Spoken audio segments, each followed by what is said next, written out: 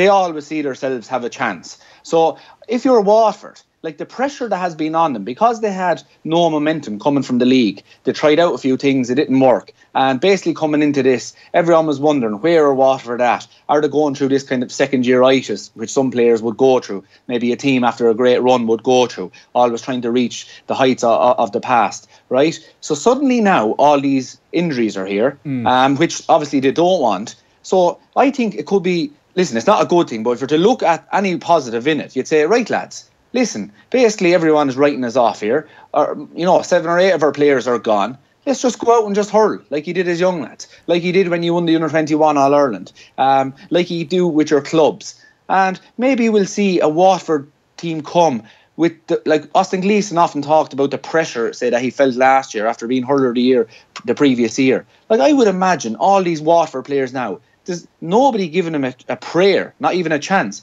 They might just come out and just hurl. And like you look at the team, I was looking at their players beforehand. You still have the likes of Colin Dunford, Patrick Curran, Maurice Shanahan, Porgo Matney. He's 50-50 whether he comes back or not. He's a tough player. All these Ballygunner lads are doing 4 or 5 county finals in a row there in Waterford. Like they're made of great stuff. So I'm looking at these lads. Listen, it's going to be tough for them, but I think it could be a great chance to rally the troops here in Aiton and say, listen lads, let's just go hurl and forget about everything else. Well, forget about everything else, but I wonder, with the 15 that goes on the pitch, is it going to be the same tactics, the same style that we've seen over the last couple of seasons, which I know you feel was never going to be enough to win them an All-Ireland final? From what you saw last week from the players that were on the pitch, are they committing more men forward? Are you seeing any change from Derek McGrath?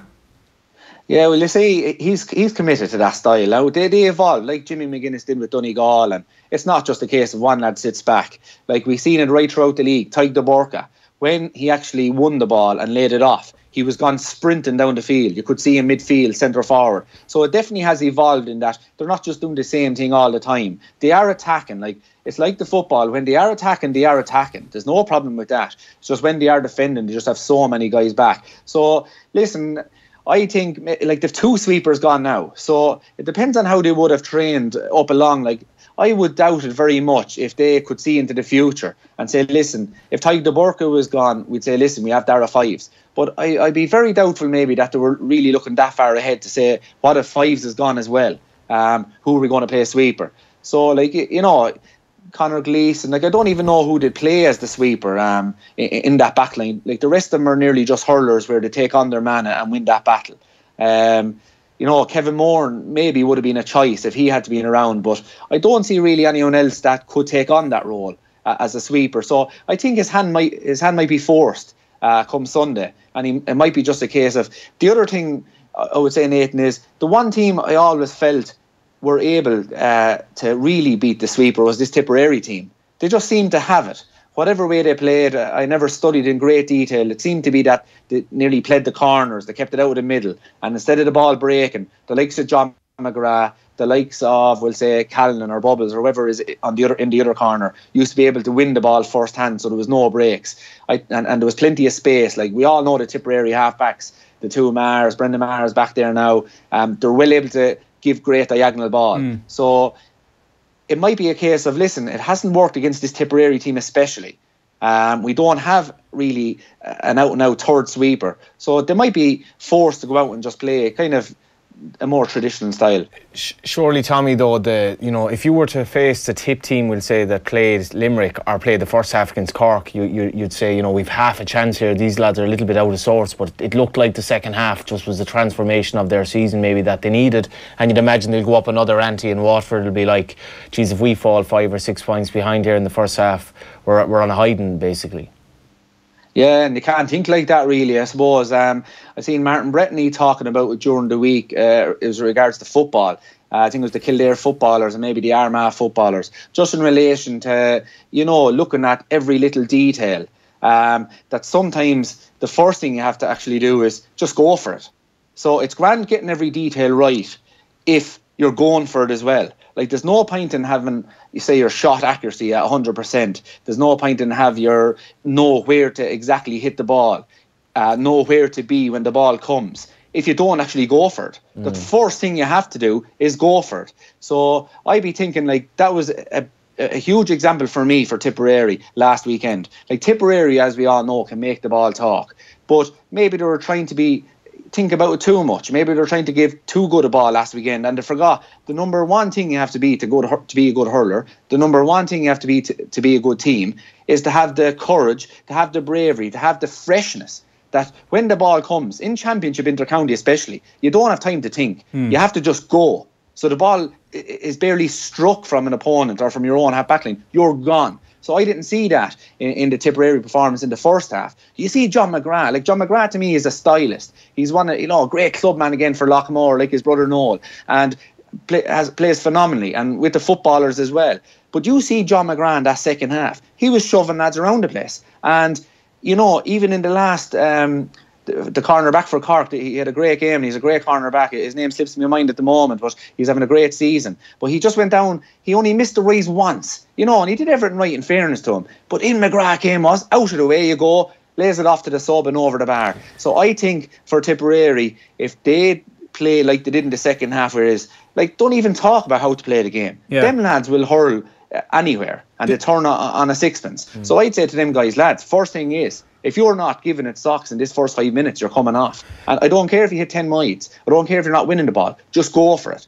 And we all seen what Tipperary did in that second half. Do those Tip lads, do they know in training this weekend, it's probably very different, the style of training, considering the games are coming quick and fast, whether their season is the first half or the second half? I'm just thinking Vincent Hogan had a brilliant line as well at the weekend saying, what happened next at half-time? Tipperary came back and remembered themselves. That's all. It's that plain and unscientific and thurless. They didn't just rein in Cork's 9-point lead through tactic or any complex system adjustment. That it was all or nothing at that stage, as you say. They just had to go out and do it. But now they have to go and do it again 7 days later. Do you have a sense when you go into training on Tuesday whether you're the first 35 minutes or whether you're the second 35 minutes, that's the level of performance you're at? Well, I think that they're really, they're really great teams, and they're really good teams even. Like, the only thing you really have to do is question them. Now, not question them in a kind of complaint, like you're complaining the whole time, but question them with a bit of substance. And not that you're down them or you're trying to drain their confidence, but question them in a positive way that you're going to get the best out of them. So I reckon in that dressing room at half-time, at that Tipperary team, individually and collectively, I'd say Michael Ryan questioned them big time. Now listen, I don't know, but I'd imagine if I was in that dressing room, that's what I would do with a team that was hurling the way they were hurling. And if someone questions you, when you've that, say, skill, when you've that, like, all these guys are winners. Like, they've won All-Ireland, they've won club championships. Some of them mightn't have won Munster, but club championships. But these guys are winners, underage as well. So all you have to do is get it back out of them. So I reckon Michael Ryan questioned these guys, and I reckon he'll question them again. He'll say to them, lads, I don't care how you play against Waterford. I don't care whether you get to the Munster final or not. I want to see, do we have a ruthlessness about yourselves? Do we have lads that are going to die with their boots on? And I think he'll get the answer, because it's in these boys, and I think they will do it. Now, the thing about them is they're playing against a Waterford team that I think will come the very same way from a different probably angle. They will hurl like that because I think the pressure is just off them now because of so many injuries. A fortnight ago we were wondering whether maybe Jason Ford had taken on the mantle from Seamus Callanan as the sort of marquee forward for Tipperary, but over the last couple of weeks, and particularly last weekend, John McGrath is the man who has really stepped up. And you touched on almost his defensive work, which I know you love from a forward, in the second half, and really leading the line defensively from the forward line and battling away and making it difficult for the defenders to clear the ball. But just his range of scoring as well, and the way he seems to have a bit of freedom to float around the park. Like, as a defender, how do you counteract that? How do you mark somebody like John McGrath? Oh, I'd say get a sweeper back to give you a hand. So you're saying Waterford should get the two sweepers in? Well, I'm just thinking selfishly now, as a selfish action. If I was marking John McGrath, it mightn't be for the good of the team. But listen, John McGrath was always my kind of lad. I've liked him. I saw him a few years ago in a league match against Kilkenny down in Nolan Park, and he was absolutely brilliant. Just regards, I love the guy that wins his own ball, whether he's a small guy, a big guy, can do all the fundamentals right. That's what I just love that. And I always hear about his performances with Lockmore as well, and he's supposed to be brilliant himself and Noel with them as well. So John McGrath, like, how do you hurl him? I think with these great players like him, like, he's a step above. Like, you have good players, you have very good players, and then you have really, really the top guys. He's the real top guy, right? So I think with them guys, you just have to nearly, take it that, listen, most days, say 7 or 8 days out of 10, this lad is going to score 3 or 4 points, or he's going to score 1, 2. And it's just, don't let your head go down. He's going to score this, and you just take him on and hopefully wear him down. And at the end of the day, what he contributes won't be enough, because everyone else will be doing their stuff. And if you're having a good day, maybe you will keep him scoreless or whatever. But John McGrath he's just a brilliant player. Like, he knows, like, I've seen a bit of analysis on him there during the week, and I'm not sure where I saw it. It was some sort of a heat map, and it was just showing it's his ability to think. Like, he's so cool on the big stage that he's not going to run around the place, say 100 mile an hour, and kind of into kind of dead ends. This guy just knows where to be at the right time, and I think he proved that in the second half the other day. But he might have had that chance only for his brother. After putting in such a shift in the first half, they came out early in the second half winning frees. So he's only as good as the lads around him. Like, you can see if Tipperary aren't going very well, it's going to be hard for him to star as well. So it's a team effort, but he's definitely one of the stars, and will be, I'd say, one of the stars of the summer. We'll have Jamesy O'Connor at the Gaelic grounds for Waterford against Tipperary on Sunday. We'll have Daithí Regan at Parnell Park for Dublin against Offaly. Tommy, for Offaly, it's a 4th week in a row, and it looked as though 3 weeks in a row was too much with the beating they took from Wexford. They lost a couple of players through suspension as well. Do you see any way, with what you've seen from the two teams in the Championship so far, that Offaly can muster something within them to challenge Dublin? Well, you see, Offaly, I said it at the start of the campaign about Offaly, that I thought that, now it's a hard one to juggle. I felt that the just schedule went against them. That Galway in their first match, we all see how good Galway are now. Kilkenny in the second match. No matter what you say about Kilkenny, I know they're very young, but they're league champions, and they came in great form into the Championship. So their schedule was very, very tough. So I felt Kevin Martin's biggest job was go for them wins, but at the same time, make sure the guys' confidence stays at a high level, like it was in the league for the last 2 matches. Now, unfortunately, we all saw what happened in Tullamore, and it looked like the 3 weeks was after catching up with them, because, a few sendings off, or maybe just tackles that were maybe a little bit late, and they're probably a little bit harsh too, the sendings off. But I think the schedule is just after going against Offaly. Now, the only thing I would say is, like, no matter how well you're playing, Nathan, the toughest thing and the hardest thing to get over, especially when you're kind of an underdog. It's different when you're a champion. It can kind of revive you. But when you're an underdog trying to get your first win, it can deflate you. So although they had great performances against Kilkenny, great performances against Wexford, nearly, like I think someone said during a few weeks ago, if the game was a 65-minute game, Dublin could be in the Leinster final. Like, that's how small the margins are. So I think they're coming in, both of them are coming in maybe with confidence maybe a little bit low. So it's like a relegation final. I played in 2 or 3 of them below Kilkenny myself, and you're in the relegation finals for a reason. And I think it'll be just it'll be nothing in it. I think so. Do you know, I just have a small worry about Offaly. I was at the game against Galway, and obviously they hurled so well against Kilkenny. Like, if they take a hiding this weekend, where has this campaign actually gone for them? Because there's plenty of promise there. They showed a lot of heart, some good players. Like, where are they actually going if they get a hiding at the weekend? Well, I think it's all about the leadership, and Kevin Martin has shown just brilliant. Like, you can't beat guys from your own place taking it on, because they live for it.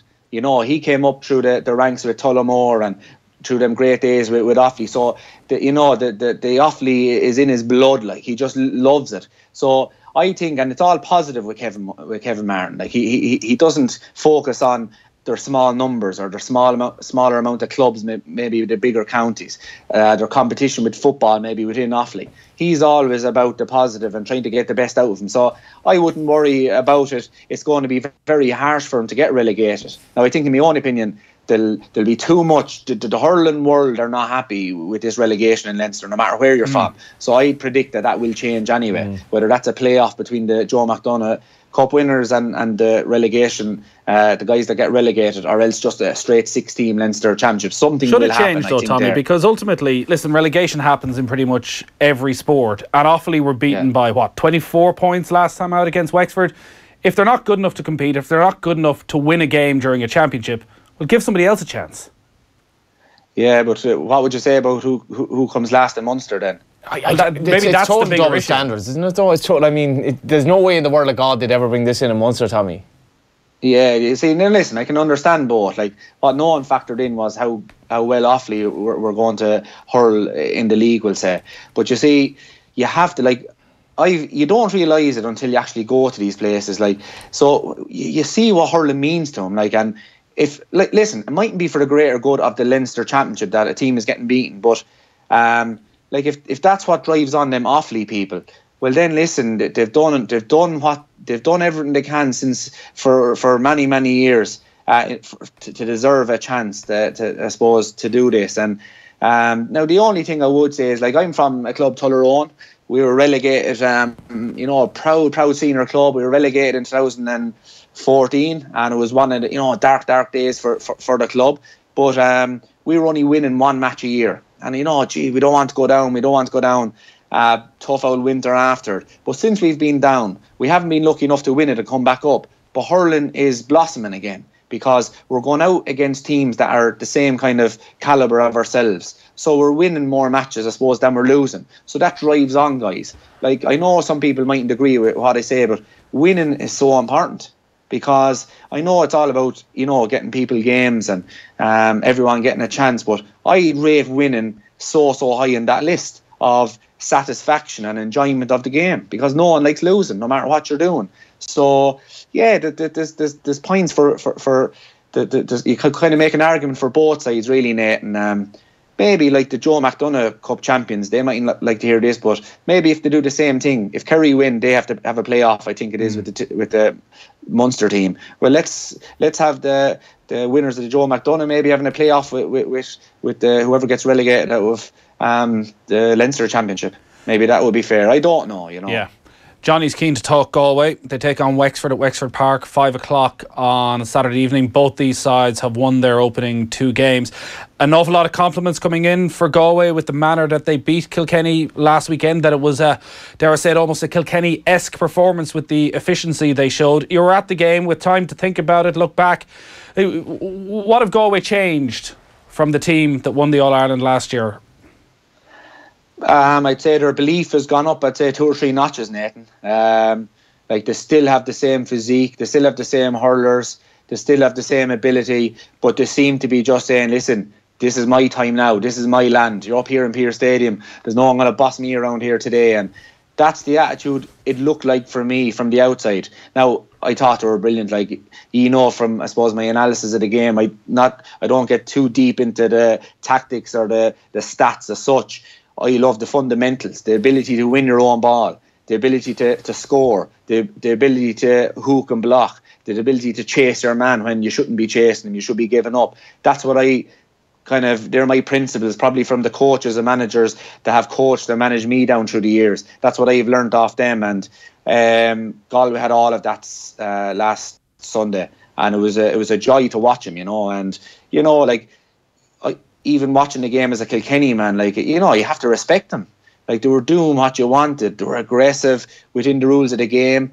They were in front. They were tigerish, but with all the skills of the game, with all the beauty.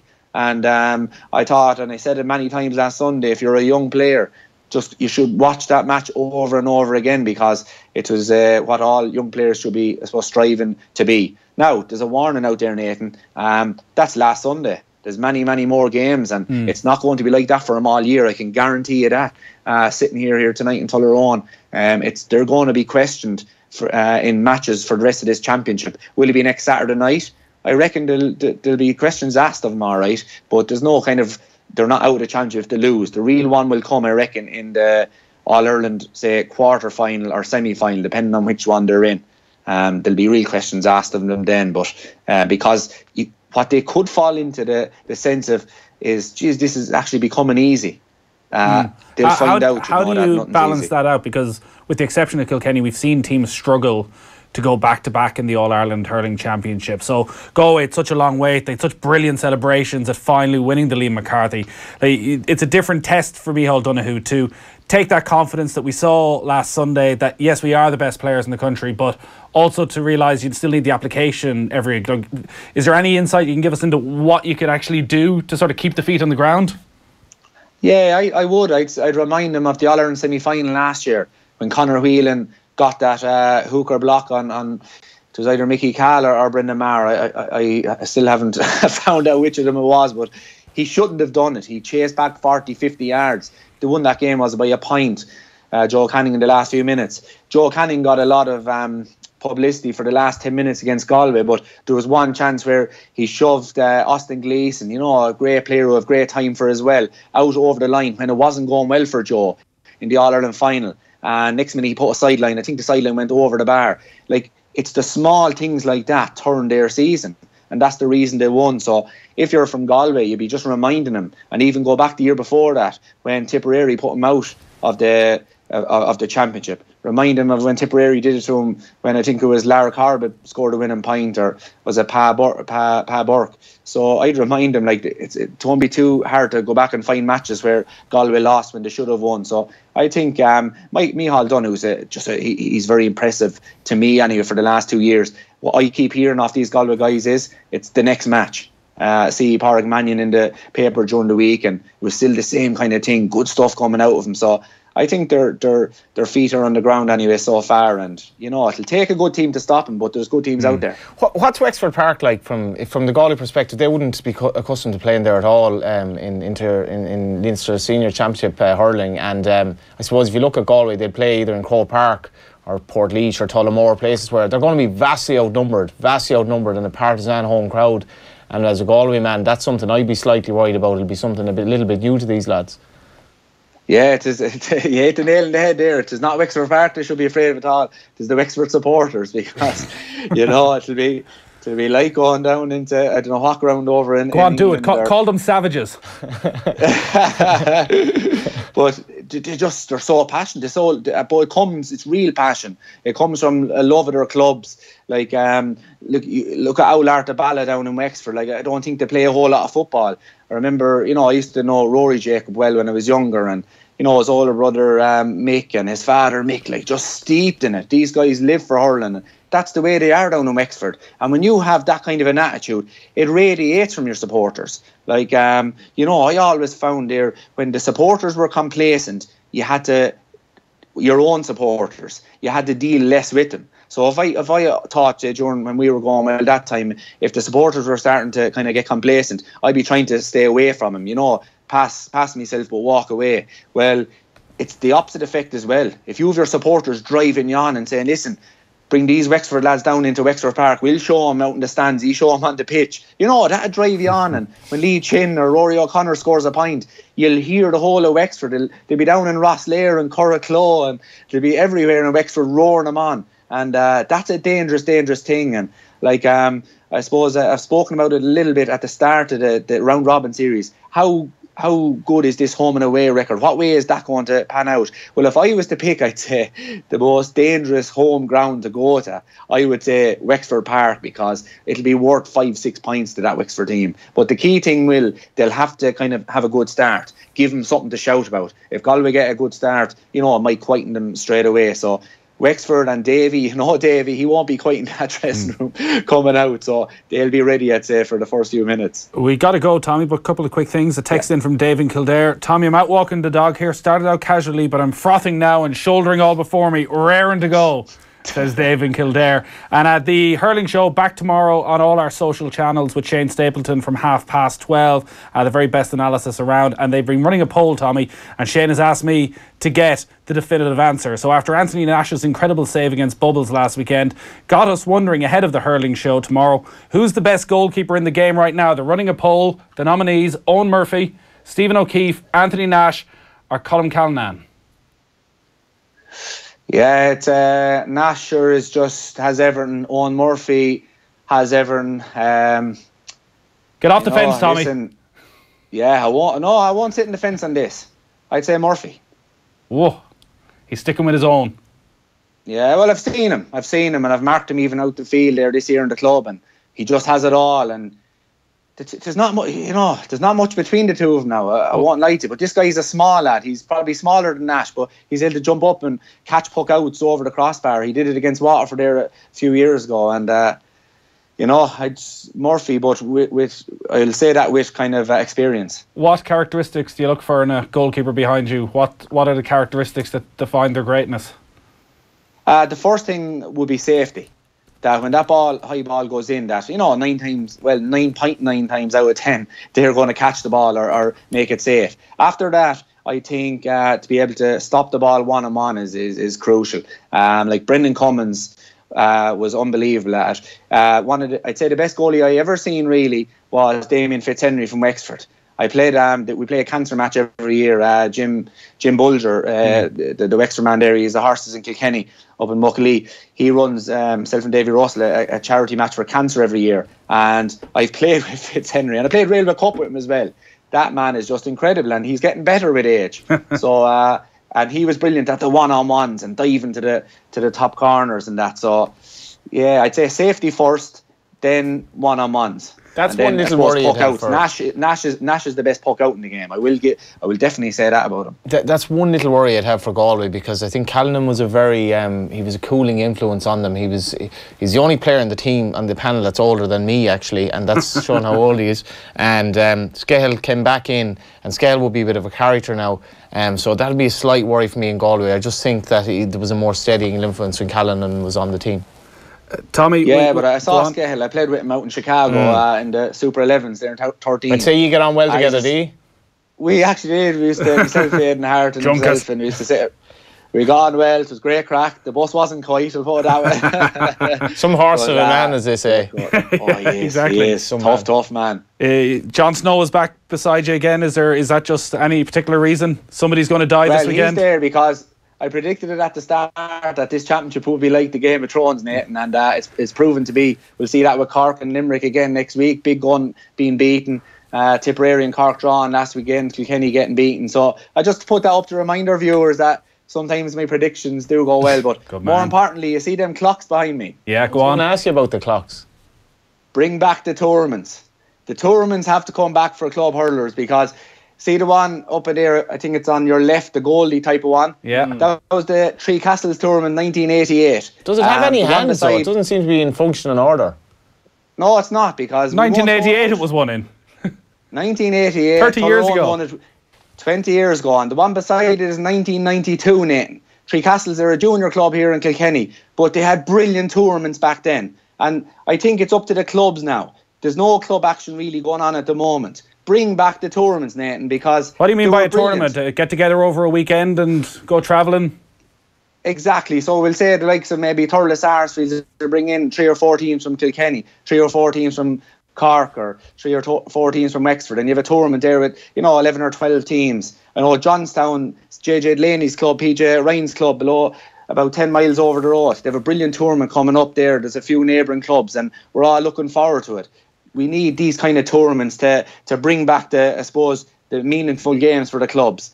So, like, the reason that we didn't throw them out is because we remember them Three Castles tournaments. This is how many years ago? I wasn't great at the maths in school, but 30 years ago. 26 years ago and 30 years ago. I still remember them as a young fella. And going over there, there used to be kind of fields with the cows and the cattle in the back, and they'd be out grazing even during the winter. It's gone a long ways from there now, but they were great tournaments. I can just imagine we have to get them back. The Tommy Walsh kind of clocks, going for sale on a big auction on eBay. I can see it. Well, all I'm thinking is Tommy wants the tournaments back. Saturday and Sunday, night away with the lads. Has to be done. Representing the club. Preferably Scahill. Tommy, great stuff as always. We will chat to you next week, no doubt. Thanks, lads. Best of luck. We'll take a break. GAA on Off the Ball. Brought to you by the Boyle Sports app. Cash out and in-play betting available in the App Store and Google Play Store. Tom Dunn. Micro Disney's 1985 album, The Clock Comes Down the Stairs, is routinely voted the best Irish album ever. Now they've reformed to perform the album in its entirety at the National Concert Hall on June the 2nd.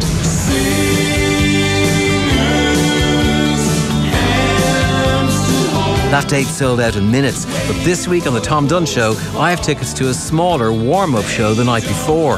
It's tiny, it's exclusive, and it's a unique chance to see Carl Coughlin and Sean O'Hagan back together on a stage. See what all the fuss is about. Join me all this week to win tickets. Tom Dunn. Sunday to Thursday, 10 to midnight. On News Talk. Woodies are celebrating 30 years of homemaking. There's plenty to brighten up the garden, like 10-pack summer bedding, 3 for €10. And save €20 on Dulux 10-litre Weather Shield colours, now €50. Plus everything you need for the bank holiday barbecue. Omaha 2-burner gas barbecue, now €119. That's half price. And Kansas 6-piece patio set, also half price at just €149. Woodies, we're all homemakers. T's and C's and exclusions apply. While you eat your rashers there, Declan, you might be interested to know that Henry Denny invented the rasher by experimenting with different ways to cure bacon. Oh, a man who wasn't afraid to try new things. So inspiring. I need to be more like that. I will be more like that. Where are you going? To the gym. To the weights section. Do it, Declan. Enter the weights section, even though it's intimidating and you've no idea how to use the equipment. Seize the Denny! How do Sayed cars know to brake when they detect an object in front? Or how could